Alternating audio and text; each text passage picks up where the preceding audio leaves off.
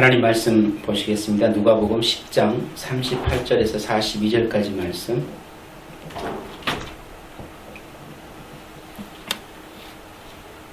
같이 한 절씩 교독하십니다. 그들이 길을 가다가 예수께서 어떤 마을에 들어가셨다. 마르다라고 하는 여자가 예수를 자기 집으로 모셔들었다. 이 여자에게 마리아라고 하는 동생이 있었는데 마리아는 주님의 발 곁에 앉아서 말씀을 듣고 있었다. 그러나 마르다는 여러 가지 접대하는 일로 분주하였다. 그래서 마르다가 예수께 와서 말하였다. 주님, 내 동생이 나 혼자 일하게 두는 것을 아무렇지 않게 생각하십니까? 가서 거들어 주라고 내 동생에게 말씀해 주십시오. 그러나 주님께서는 마르다에게 대답하셨다. 마르다야, 마르다야, 너는 많은 일로 염려하며 들떠있다. 같이 읽습니다. 그러나 주님의 일은 많지 않거나 하나뿐이다. 마리아는 좋은 몫을 택하였다. 그러니 아무도 그것을 그에게서 빼앗지 못할 것이다. 아멘.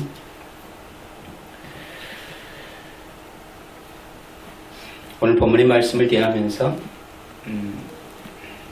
무엇으로 분주하며 살아가고 있는가 라고 하는 부분을 다시 한번 생각해 볼 수 있는 그런 시간을 가져보았습니다. 오늘 말씀의 제목이 그리스도인이 추구하며 살아야 할 것 한 가지라는 것으로 같이 은혜 나누기를 원합니다. 그리스도인이 추구하며 살아야 할 것 한 가지. 오늘 보면 그 누가복음 10장 그 앞 내용을 보시면 우리가 좀 더 이 본문에 대한 이해를 쉽게 할 수 있는 내용들이 미리 다 설명이 되어지고 있는 것을 발견하게 되어집니다. 누가복음 10장 20절에 보면은 어떤 말씀이 기록되어 있냐면은 그러나 귀신들이 너희에게 굴복한다고 해서 기뻐하지 말고 너희 이름이 하늘에 기록된 것을 기뻐하라 라는 말씀이 나와 있습니다. 제자들이 나가서 열심히 복음을 전하는 중에 귀신들이 자신들에게 굴복되어지는 그런 일들을 많이 경험하게 되었어요. 그것들을 경험하고 나니까 너무 기뻐가지고 주님 앞에 돌아와가지고 자랑 삼아서 귀신들이 우리들에게 굴복하더이다 라고 하면서 너무나도 프라우드하게 자신들의 그 얘기들을 쭉 해주는 겁니다. 그랬더니 주님께서 하시는 말씀이 바로 이 말씀입니다. 그러나 귀신들이 너희에게 굴복한다고 해서 기뻐하지 말고 너희 이름이 하늘에 기록된 것을 기뻐하라 라고 말씀합니다. 사뭇 상반된 주님의 답변 속에서 그 제자들이 의기양양했던 그런 기세가 꺾인 듯한 그런 모습이 비춰지고 있지 않습니까? 자신들의 기쁨에 대한 근본적인 내용이 포커스가 귀신들이 굴복하는 그 현실 앞에 놓여져 있었던 그 제자들의 모습을 바라보시면서 다시금 그들에게 말씀해 주시는 주님의 권면이라면 뭡니까? 너희가 그런 것들로 기뻐할 것이 아니다 라는 것으로 말씀하시면서 진짜 기쁨은 너희의 이름이 하나님 나라 생명책에 기록된 것으로 기뻐해야지 라고 그렇게 도전하고 있는 것을 발견할 수가 있기 때문입니다. 그러면서 다시금 어떤 말씀이 계속 이어지고 있냐면 22절에 보면은 아버지께서 모든 것을 내게 맡겨주셨습니다. 아버지 밖에는 아들이 누구인지 아는 사람이 없습니다. 또 아들 밖에는 그리고 아버지를 계시하여 주려고 아들이 택한 사람 밖에는 아버지가 누구인지 아는 사람이 없습니다. 라고 말씀해 주고 있습니다. 결국은 아버지 밖에는 아들이 누구인지를 아는 이가 없는 거고 그 아들이 택하여 부른 하나님의 백성을 아는 이들은 그 아들이 택하여 부른 이들만 알 수 있다라고 말씀하지요. 그가 누구인지. 결국은 우리의 이름이 하나님 나라의 생명책에 기록된 것이 얼마나 기뻐해야 될 일인지를 다시금 말씀합니다. 하나님의 은혜 없이는 너희가 기뻐할 수 없는 존재라는 사실도 또 확인받을 수가 있습니다. 자, 그러면서 곧 이어지는 내용의 말씀이 뭡니까?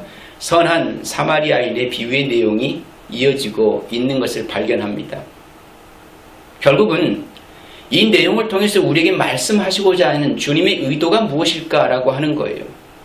비유의 말씀이 계속 이어지면서 과연 그들에게 무엇을 던지고자 하는 것일까? 이 땅에 영생으로 오신 예수 그리스도가 누구이신지를 그들에게 밝혀주고 싶은 것입니다. 영생이라고 하는 그 선물은 우리에게 있어서 어떤 자격이나 열심이나 노력이나 나가서 많은 귀신들이 자신들 앞에 굴복되어진 그런 현상적인 것들로 얻어질 수 있는 그런 것들이 아니라, 그리고 내가 이 땅에 사는 동안 우리 열심을 통해서 많은 이들을 돕고 사랑하고 구제하고 선교하고 하는 기타 여러 가지 많은 그런 일들을 통해서 그 영생이라고 하는 것이 우리 가운데 주어지는 것이 아니라, 그것은 아버지의 자발적인 은혜를 통해서 우리에게 선물되어지는 것이다.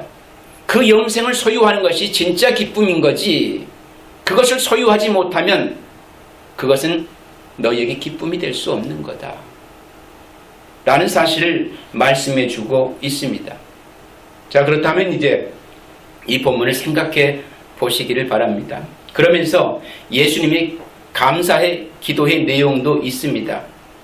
아버지의 은혜로운 뜻이 무엇인가가 아까 22절의 말씀의 그 내용인 것이고, 그러면 그 예수님의 감사의 기도의 내용 속에서 무엇이 진짜 우리가 감사해야 될 것인지를 밝혀주고 있는 내용이 영생을 선물로 받은 이들이 진짜 그 영생으로 말미암아 감사할 수 있는 삶을 살 수 있게 되어진다라고도 볼 수가 있는 거겠죠.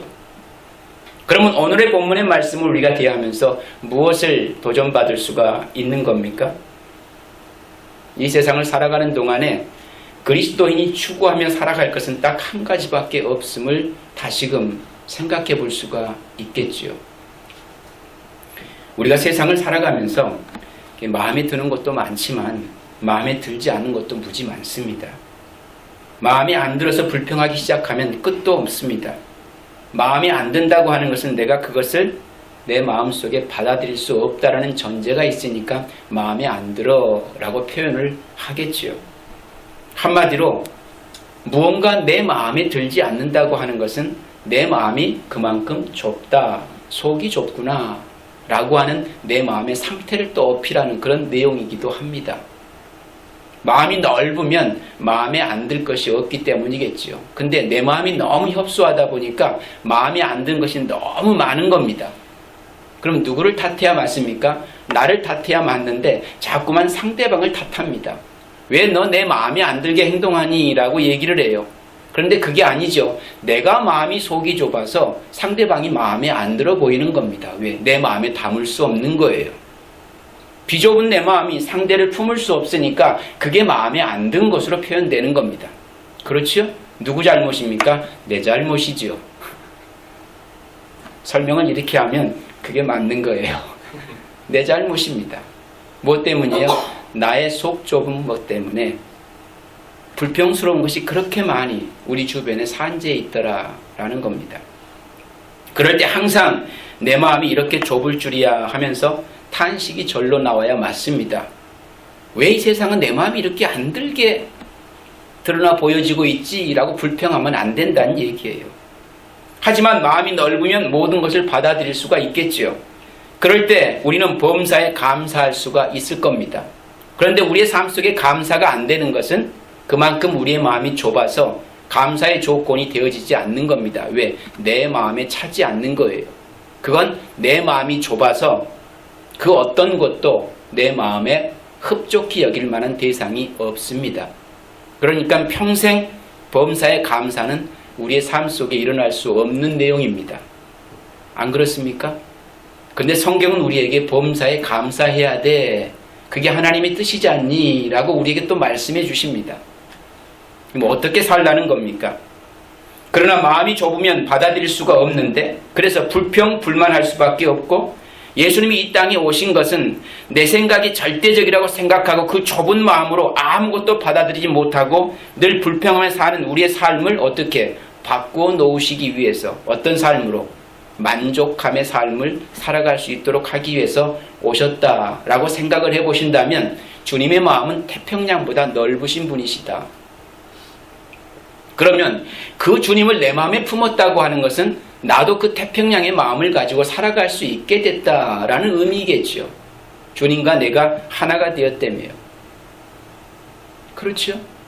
근데 우리의 삶 속에는 절대로 그 마음이 나타나 보여지지 않고 있더라라는 것입니다. 그래서 그리스도의 마음을 품을 때 범사에 감사할 수 있게 되는 것이다 라는 겁니다.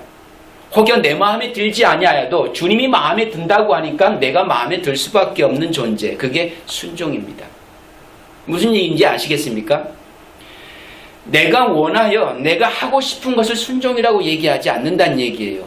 진짜 순종은 내 마음에 들지 않지만 주님이 마음에 들어 하실 거야 라는 사실을 알기 때문에 순종할 수 있는 것, 받아들일 수 있는 것, 품을 수 있는 것, 그게 믿음입니다. 그 믿음으로 내 안에 찾아오신 주님, 자 보세요. 그러면 그래서 그리스도의 마음을 품을 때 범사가 감사할 수 있게 되어지는 거예요. 저와 여러분이 그리스도와 연합되어지면 범사는 감사로 정의가 되어집니다. 그리고 주님과 내가 연합되어지면 주님처럼 뭡니까? 쉬지 않고 기도할 수 있게 되어집니다. 쉬지 않는다 그러니까 밤낮 잠 안 자고 계속 기도만 한다, 그런 의미로 이해하시는데 그게 아니에요. 기도는 내가 하나님의 뜻으로 알고 믿고 살겠습니다 라는 고백 아닙니까? 기도한다라고 하는 것은 우리가 그 말씀을 쫓아 기꺼이 순종하며 살 수 있다라는 고백인 거예요. 그러면 내가 이제부터는 내 뜻대로 살지 않고 주님 뜻대로 살게요 라는 다짐인 거거든요. 그걸 기도했다라고 해요. 그런데 내 삶 속에 계속 내 뜻이 계속 관철되기를 원하는 마음을 가지고 살아가고 있으면 그건 기도하지 않는 겁니다. 왜? 내 주장을 하고 있는 거니까. 기도는 저와 여러분의 삶을 십자가 아래 굴복시키는 거예요. 그게 기도입니다. 기도는 내 뜻을 관철시키는 것이 아니라 하나님의 뜻이 무엇인지를 깨달아 알아가는 교제 과정인 거거든요. 자, 그러면 그 뜻이 뭔지를 알았으면 그 뜻 앞에 나를 굴복시키는 것이 맞잖아요. 그런데 여전히 내 주장이 강한 것은 기도하지 않고 있다라는 변증입니다. 정확하게 우리가 이 부분에 대한 원리를 우리 마음속에서 끄집어내지 못하면 우리가 100번 기도한들 아무 의미가 없어요. 그것은 내 주장이 하나님 앞에 관철될 때까지 때를 쓰고 있는 거기 때문에 거기에 대한 응답은 여전히 하나님 뜻과는 무관할 수 있습니다. 그렇지요? 하나님의 뜻은 이미 우리 가운데 밝히 보여 알게 되어져 있습니다. 결코 그렇게 불투명하게 알지 못하도록 우리를 그런 과정 속에 놓이도록 우리를 그냥 그렇게 방치하지 않는다는 얘기입니다. 그렇기 때문에 하나님과의 교제 가운데 관계 속에서 끊임없이 그 하나님 뜻을 쫓아 행할 수 있는 삶을 지향하여 살아가고 있으면 그 사람은 기도하고 있는 거예요. 기도는 저와 여러분의 삶과 분리되어진 것이 아니고 같이 가는 겁니다. 같이 가는 거예요. 그래서 행함이 있는 믿음, 행함이 없는 믿음이 나오는 거고요. 자, 그러면 그리스도의 마음은 만유보다 넓으시기 때문에 다 받아들일 수 있죠. 다 받아들일 수 있습니다. 문제는 항상 내가 절대적이라고 생각하고 내 마음에 들지 않는 것은 틀리다라고 이야기하기 때문에 인간관계 속에서 많은 문제들이 발생하고 있다라는 것도 생각해 볼 수 있습니다. 남자와 여자가, 제가 전에도 그런 얘기를 드렸는데, 같이 살아가면서 마음에 들지 않는 부분이 참 많습니다. 왜? 달라서 그래요. 그렇죠? 마음에 다 든다고 생각하는 것은, 그것은 뭐냐 하면 가식입니다. 예, 그건 진심이 아니에요. 그러니까 미국에서는 그런 일이 별로 없겠지만 한국에서는 부부가 같이 목욕하러 가면 대부분 남자들은 불평을 한다고 해요. 그 왜 불평하겠습니까? 빨리 안 나오니까. 같이 목욕탕을 갔는데 여자들은 들어가면 최소한 2시간은 넘어야 됩니다. 그렇죠? 근데 남자들은 30분 정도 있으면 더 이상 할 게 없어요. 예, 그렇지 않습니까? 보통 그런 것 같아요. 들어가면 별로 할 게 없습니다. 잠깐 씻고 나면 그냥 나가야 될 것 같아. 오래 있을 수가 없습니다, 사실은. 그러니까 그것은 서로 다른 것이지 틀린 게 아니잖아요. 그렇죠? 서로 다른 겁니다. 근데 여러분, 왜 여자들이 오래 있고 남자들은 빨리 나오는 줄 아십니까? 그 이유 잘 모르지요. 웃자고 하는 얘기지만 남자는 흙으로 지어졌기 때문에 빨리 나와야 돼요. 오래 있으면 어떻게 됩니까? 다 풀어 헤쳐져서 존재가 사라지게 되어집니다. 그러니까 빨리 나와야 되고 여자는 뼈로 지어졌기 때문에 오래 푹 담가야 제맛이 나는 겁니다. 그래서 오래 있대요. 흙인 물 속에 오래 있으면 어떻게 됩니까? 다 풀어지잖아요. 그러니까 잠깐 들어갔다 얼른 나와야 돼요. 풀어지기 전에. 그러나 뼈는 물 속에 푹 부풀려야 제맛을 낼 수 있기 때문에 오래 있는 거랍니다. 틀린 게 아니고 다른 거예요. 서로가 다르다 라는 사실을 인정하며 살자라는 얘기입니다. 그러니까 우리는 많은 것들 속에서 나와 다른 것을 다르다고 인정하지 않고 어떻게 인정합니까? 저건 틀렸어 라고 판단하지요. 성경에서 판단한다라고 하는 것을 어떻게 씁니까? 그것은 심판한다라고 쓰지요. 저지입니다. 그건. 판단은 저지지요. 그러니까 뭔가 잘못된 것을 지적하고 있는데 그 지적이 뭐가 되는 거예요? 심판이 되어지고 있습니다. 그러니까 판단은 상대방과 나와의 관계를 깨트리는 역할을 하고 있는 거지요. 심판해버리는 거잖아요. 가능성의 여지가 없는 겁니다. 서로 결합될 의지가 없는 거예요. 그럼 분리지요.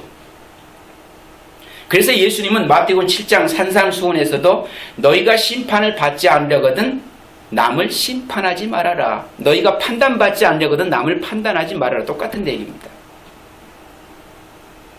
그러니까 상대방에 대한 판단이 결국 나에 대한 판단으로 되돌아오게 되어 있는 거지요. 내가 누군가를 심판하게 되어지면 나도 그 심판을 동일하게 받을 수밖에 없는 존재인 거예요. 그러면 관계는 어그러지는 겁니다. 절대 융화될 수 없는 거예요. 왜냐하면 우리는 판단할 수 있는 능력이 없습니다. 모든 것을 아시고 판단할 수 있는 능력을 가지신 분은 하나님 한 분뿐이세요. 그래서 하나님이 심판하시는 거잖아요. 하나님이 아닌 저와 여러분들 피조물은 절대 서로를 판단하고 심판할 수 없습니다. 왜? 기준이 없어요. 우리에게는 심판할 기준이 없습니다. 왜? 죄인이 무슨 기준을 가지고 누구를 판단하고 누구를 심판할 수 있습니까? 근데 하나님은 죄가 없는 분이기 때문에 죄인을 판단할 수 있고 심판할 수 있는 거예요. 그래서 그것은 하나님의 고유의 영역인 것이지 우리에게 부여된 영역은 아닙니다. 그럼 왜 판단하지요? 라고 물으면 교만해서 그렇습니다. 우리 안에 교만으로 가득 차 있다 보니까 자기도 하나님처럼 되고 싶은 욕망이 있는 거예요. 그걸 죄라고 합니다. 근데 그 죄가 나를 장악하고 있으니까 누군가를 판단해야 직성이 풀립니다. 왜? 그걸 우리는 통쾌하게 여기잖아요. 근데 그 판단을 받고 있는 이의 아픔과 고통은 관심이 없습니다. 그래서 연합이 아닌 분리가 자꾸 일어나는 겁니다. 그 삶을 뭐라고 합니까? 불행하다라고 하는 거죠. 다르다는 것을 인정해주면 좋은데 그걸 틀리다고 지적을 해버리니까 우리가 불행한 삶을 자꾸 반복하고 있는 거예요. 결국 예수님이 그런 행위를 하지 말라는 것은 우리의 관계를 깨뜨리지 않게 하기 위해서입니다. 인간관계에 있어서 깨어지는 대부분의 요인이 바로 여기서 기인된다고 저는 볼 수가 있습니다. 그렇죠? 그 본문에 예수님께서 나사로의 집에 갔습니다. 여기서 나사로의 여동생 마르다와 마리아가 등장합니다. 마리아는 예수님 발 앞에 앉아서 말씀을 들었고 마르다는 예수님을 대접하려고 음식을 준비하고 있습니다. 그런데 오늘 우리는 이 본문을 대하면서 마르다가 옳다, 마리아가 나쁘다 뭐 이런 식으로 판단하기를 좋아합니다. 누가 옳은 거죠? 이 성경에서? 오늘 말씀이 누가 옳다고 얘기해주고 있는 거죠? 성경에는 결코 누가 옳다고 얘기하고 있지 않습니다. 우리 생각이 마리아가 옳은 것 같아 라고 해서 마르다의 행위는 잘못된 거야 라고 판단해버립니다. 아니죠. 다른 거죠. 잘 보세요. 서로 다른 겁니다.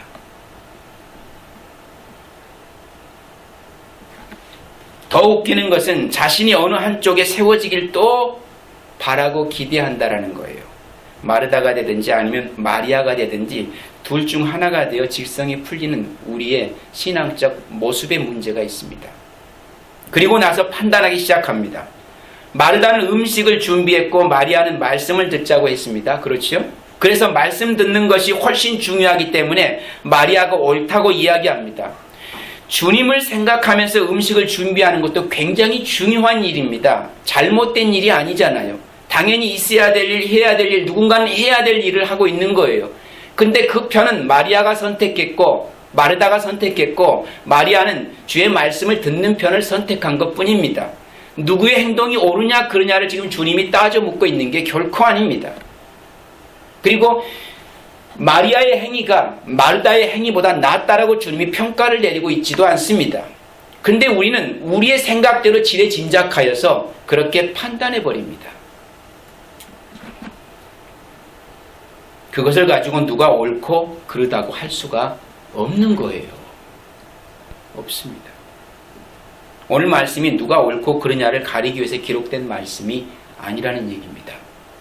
제가 왜 이 말씀을 하기 전에 그 전제의 말씀들을 거론을 해드렸냐면 말씀의 포커스가 왜 주어졌는지를 모르고 자꾸만 그 말씀 안에서 내가 원하는 것을 찾기를 원하기 시작하면 결국은 이렇게 잘못된 방향으로 흘러갈 수가 있다라는 얘기입니다. 주님께서는 결국 이 본문의 내용 속에서 무엇을 말씀하시고자 하심입니까? 영생으로 오신 당신을 알아먹으라는 거죠. 영생으로 오신 예수 그리스도를 온전히 영접하는 자의 삶이 얼마나 복되고 얼마나 기쁜 일이고 얼마나 행복한 것이고 빼앗기지 않을 수 있는 일인지를 우리에게 가르쳐주고 싶으신 것입니다. 그런데 우리는 예서 이 말씀을 통해서 내가 원하고 내가 추구하고 내가 칭찬받을 수 있는 것들을 자꾸만 찾다 보니까 상대방을 하나는 판단을 해야만 됩니다. 저건 잘못된 거지 라고 결론을 내리고 싶어 하는 거예요. 그런데 오늘 말씀은 그것을 우리에게 가르치려고 하는 것이 아니라는 겁니다. 사실 마르다와 마리아는 성격적으로 서로가 아주 다른 기질을 가지고 있지요. 마르다는 매우 현실적인 사람이고 활동적이고 실제적인 사람입니다. 그리고 조금은 조급한 성격을 가지고 있기도 합니다. 반면에 마리아는 정적이고 사색적인 형입니다. 잘 보세요. 자기 일에만 몰두합니다. 그렇지요? 마리아는 적어도 마르다의 일에 대해서 옳으니 그르니 얘기하지는 않습니다. 그리고 왜 나와 같이 말씀을 듣지 저기서 저러고 있지라고 얘기하지도 않습니다. 근데 유난히 얘기하고 있는 건 누굽니까? 마르다죠. 뭐가 문제일까라는 생각을 해보셔야 돼요. 뭐가 문제일까? 그런데 본문에서 마르다와 같은 성격의 소유자가 쉽게 범할 수 있는 실수가 있다라는 것. 마르다가 주님을 위해서 열심히 음식을 준비하지만 자기가 판단을 했다라는 것입니다. 스스로. 그렇지요. 자기 스스로 판단하는 겁니다. 40절에 마르다는 여러 가지 대접하는 일로 분주했다. 그래서 마르다가 예수께 와서 말하죠. 주님, 내 동생이 나 혼자 일하게 두는 것을 아무렇지 않게 생각합니까? 라면서 어떻게 하는 거예요? 누구를 판단합니까? 마리아의 행위를 판단합니다. 열심히 언니가 부엌에서 음식을 장만하고 있는데 동생이라는 마리아는 그냥 주님 발 앞에 앉아가지고 말씀만 편히 듣고 있는 것처럼 보이는 거예요. 아무것도 안 하고 그냥 그러고 있는 것처럼 보이는 그 행위가 얄미운 겁니다. 그 고생은 누구만 하고 있다? 나만 하고 있는 것 같아. 그러니까 그 괘씸한 마음에 그 동생을 판단하고 있는 마르다의 모습을 발견할 수가 있습니다. 그러면서 주님 앞에서 원망했습니다. 곧 이것은 하나님께 도전하는 행위죠. 무엇에 대한? 그래서 예수님께서는 마르다야 너는 많은 일로 염려하며 들떠있다라고 해요. 곧 그것은 무슨 얘기겠습니까? 자신이 장만한 그 준비를 통해서 예수님의 마음을 얻고 싶은 겁니다. 그렇지요? 그리고 그 음식을 맛있게 먹을 주님을 생각하니까 마음이 지금 들떠 있습니다. 그렇지요? 거기에 자기의 모든 걸 겁니다. 자기가 잘할 수 있는 것으로 주의 마음을 얻고 싶은 거예요. 잘못된 겁니까? 아니요. 전혀 잘못되어 있지 않습니다. 뭐가 잘못입니까? 자신의 그 열심이 누군가는 열심하지 않고 있다고 하는 판단의 잣대가 가해지는 것이 잘못인 것이지 자기가 열심히 하고 있는 것 자체가 문제는 아닌 겁니다. 그게 문제가 아닌 거예요. 그러나 자 보세요. 주님은 주님의 일은 많지 않거나 하나뿐이다 라고 말씀해 주십니다. 그럼 마르다의 문제는 뭐지요? 많은 일로 분주하지요. 그 분주함이 뭘로 드러나는 겁니까? 영생의 기쁨을 잃어버리는 걸로 드러나고 있어요. 이제 저와 여러분의 문제가 여기에 있는 겁니다. 우리가 신앙생활 속에서 우리의 문제가 뭘까라고 하는 것을 진단해 본다면 너무나 많은 일들로 무엇을 잃어버리고 있다? 영생의 참 기쁨을 잃어버리고 살아가는 성도들이 허다하다. 아마 이 속에서는 누구도 배제할 수 없을 것입니다. 누가 옳고 그르냐를 지금 우리에게 말씀하고 있는 게 아니에요. 이걸 극단적으로 나가게 되어지면 말씀을 듣는 것이 옳으니까 말씀만 들어야 돼. 그러면 교회 봉사는 누가 하죠? 다 말씀만 들어야 된다고 얘기를 하면은 교회 섬기는 봉사 일은 누가 할 거냐라는 거예요. 그 얘기가 아닙니다. 영생의 기쁨이 있으면 말씀을 들을 수도 있고 나가서 열심히 봉사할 수도 있고 뭔가 그 모든 일들이 다 무엇으로 인하여서 주어지는 일들이 돼야 돼요? 영생이 내게 주신 그 기쁨으로 말미암아 내 삶의 행위들이 드러나 보여지는 것들로 나타나야 맞는 거지요. 그런데 그 행위들이 결국은 내 안에 불평과 불만으로 쌓여가고 있다면 무엇을 잃어버린 것이다? 영생의 기쁨을 잃어버린 것이다 라는 사실로 우리에게 각인시키고 있는 겁니다. 성경은 그것을 꼬집어서 지금 우리에게 말씀하고 있는 거고 마르다와 마리아의 모습을 통해 설명해내고 있는 겁니다. 이걸 저와 여러분들이 캐치를 해서 내 삶 속에 적용하고 싶거든 그렇게 바라봐야 돼요. 나는 지금 내일로 바빠서 분주한 가운데 과연 내 속에 영생의 소망을 가지고 살아가고 있는가? 이 세상의 현실 속에 파묻혀서 나만 왜 이렇게 힘들게 살아야 돼? 라고 하면서 넉다운 되어진 그 모습 속에서 왜 내 안에는 자꾸만 기쁨이 사라져가고 있지? 라는 나를 바라보면서 뭘 캐치해야 됩니까? 네가 영생의 기쁨을 붙들지 못하고 살기 때문에 결국은 여러 가지 많은 분주한 일이 너에게서 터치되어지고 절망이 되어지고 낙심이 되어지고 그런 삶의 현실들을 경험할 수밖에 없는 현실인 거지. 이 두 여인에게서 본질적으로 다른 두 삶의 모습을 발견합니다. 마르다라고 하는 여인이 존경하는 예수님을 집에 모시고 접대하는 일로 분주했습니다. 마르다는 솔직한 여자로 그 마음을 표현하고 싶었을 것입니다. 그렇지요? 그것도 자신이 잘할 수 있는 것으로 예수님을 섬기고 싶었을 것입니다. 그토록 분주했던 주님을 집으로 초청할 만치 예수님에 대한 특별한 관심과 사랑을 발견할 수가 있습니다. 그런데 마르다는 한 가지 일이 아니라 많은 일로 분주했다. 주님이 꼬집어 얘기해 줍니다.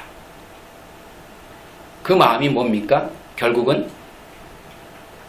영생의 기쁨으로 그 많은 일들을 감당하고 있었으면 결코 누군가를 판단하시는 마음이 생길 리가 없었지요. 그런데 그 많은 일에 집중하다 보니까 무엇을 소멸해버렸다? 영생의 기쁨을 소멸하고 있는 겁니다. 까마득히 그걸 잃어버리고 있는 거예요. 자신도 모르게 불평이 나왔고 아무것도 하지 않고 있는 동생 마리아가 얄미웠던 것입니다. 그래서 예수님 앞에서 마리아를 판단하게 된 것이다 라는 거예요. 오늘 저와 여러분의 신앙생활에 이유와 목적이 어디 있어야 되는가를 분명하게 말씀하고 있는 것입니다. 무엇이 옳고 그르냐를 우리에게 지금 따져 묻고 있는 것이 아니기 때문입니다. 마리아는 언제나 주님이 오시면 한 가지 일에 집중하고 있는 것을 또 보게 되어집니다. 그것은 바로 예수님 발 앞에라는, 발 아래라는 동일한 위치에서 예수님께 집중하는 것입니다. 오늘 본문의 말씀은 우리에게 삶 속에 신앙생활을 하는 가운데 어떤 일에 관심을 가지고 살아야 할 것인가를 또 우리에게 말씀해 줍니다. 그래서 빼앗기지 아니하는 것은 위의 것을 선택하며 살아야 한다. 중요한 것은 내가 관심을 가지고 사는 그 분야가, 그 일이 하나님 마음에도 드는 일이고 하나님이 기뻐하실 만한 일인가 하는 것을 끊임없이 우리는 되물어야 할 것이다 라는 겁니다. 오늘 마리아가 가진 한 가지 일에 대한 관심은 바로 영생에 관한 것이거든요. 그래서 앞절에 영생에 대한 예언이 계속 말씀되어지고 있는 겁니다. 주님 자신이 영생으로 오신 우리의 선물이잖아요. 근데 그 영생을 알아보지 못하고 자신들의 의나 열심이나 노력을 가지고 그 영생을 얻으려고 하는 이들이 있습니다. 그러다 보니까 그건 잘못된 거지, 영생은 그렇게 주어지는 게 아니지 라고 설명해 내고 있어요. 그러면서 오늘 본문에까지 이르게 되어지는 것입니다. 너희 속에 영생의 기쁨이 없다면 그 어떤 행위도 이렇게 상대방을 가차없이 판단하고 난도질할 수 있는 그런 죄를 범할 수밖에 없는 우리의 현실인 것을 말씀합니다. 오늘 우리의 삶 현실 속에서 여전히 이런 것들을 끊임없이 경험하고 살아가고 있는 게 아닌가. 관계라고 하는 부분에 어그러짐인 부분들이 뭡니까? 상대방을 판단하기 있어서 다름을 인정해 줄 수 있는 그런 마음의 여유로움이 필요한데 그러지 못했던 우리의 모습이 결국 그렇게 분리되어지는 아픔을 경험하는 그런 것들을 수없이 우리는 경험하고 살아가고 있지 않습니까? 공든탑은 한순간에 무너질 수 있는 실수가 바로 여기에 있다라고 하는 사실. 어찌 되었든지 간에 여기까지 오는 동안 두 여인 사이에 아무런 문제는 없었습니다.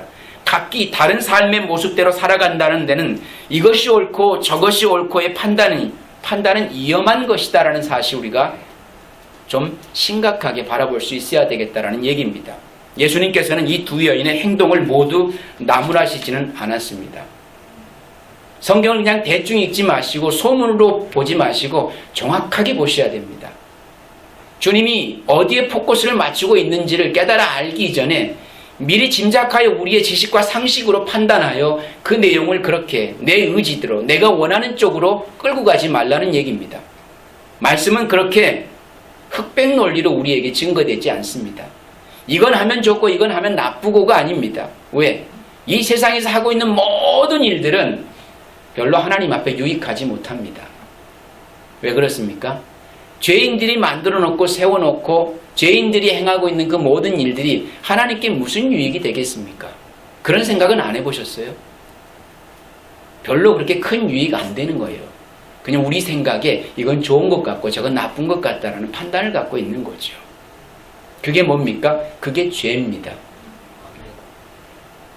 옳고 그름을 나누는 것, 그 자체가 죄예요. 왜? 우리 몫이 아닌데 우리가 하고 있는 거거든요. 그건 하나님 몫인데 우리가 스스로 그걸 나뉘어 놓고 계속 하다 보니까 그게 이제 죄인지도 모릅니다. 그냥 자연스럽고 당연한 것이라고 알고 있어요. 문제는 많은 것으로 분지했던 마르다가 한 가지에 집념하고 있는 마리아를 걸고 예수님께 도전한 듯이 시작되어진 거지요. 누구의 행위가 옳으냐 그러냐를 지금 설명해내고 있는 게 아닙니다. 무엇이 그런 행위를 만들어내고 있는지를 우리에게 알려주고 말씀해주고 있는 겁니다. 주님, 제 동생이 저 혼자 일하게 두는 것을 괜찮게 생각하십니까? 가서 거두어 주라고 제 동생에게 말씀 좀 해주세요. 우리는 그동안의 수고를 말로, 행동으로 남과 비교하여 자기를 안 알아준다고 다 쏟아내어 아무것도 아닌 것이 되게 만들어버리는 일이 참으로 많습니다. 살아오면서 참으로 많아요. 마르다로부터 도전을 받는 예수님은 여기서 가장 중요한 신앙의 해답을 던져줍니다. 마르다야 마르다야, 너는 많은 일로 염려하고 걱정하고 있다. 그러나 필요한 일은 많지 않단다. 다만 하나뿐이다. 하나뿐이다. 주님의 관심은 어디에 있는 겁니까? 주님의 관심과는 무관하게 우리는 우리가 뭘 하고 있는가에 관심이 되게 많습니다. 내가 뭘 했는가에 관심이 많아요. 누가 날 알아주는지 안 알아주는지 무지 관심이 많습니다. 근데 주님은 그것에 별로 관심이 없어요, 사실은. 진짜 관심이 뭡니까? 주님은 당신이 택한 당신의 백성이 예수 그리스도가 이 땅에 오셔서 영생의 선물로 오셨는데 그 영생의 선물을 소유하고 살아가는지 안 살아가는지 그걸 보시고자 원하시는 것뿐입니다. 그걸 주기를 원하시는 거고요. 거기에 관심이 있습니다. 그렇기 때문에 오늘 이 말씀이 그 의미입니다. 필요한 일은 많지 않다. 우리가 생각하기에 참 많이 있는 것 같잖아요. 그걸 많은 것들을 다 내가 감당해야 될 것 같고, 근데 그렇지 않답니다. 다만 하나뿐이다. 그게 뭘 것 같아요? 그 하나뿐인 거. 이미 전제에다 설명을 해두고 있는 거거든요. 영생을 소유하는 거예요. 그거 외에는 우리가 관심 가져야 할 것이 없는 겁니다. 사실은 그 영생의 기쁨으로 말미암아 내어놓는 우리의 삶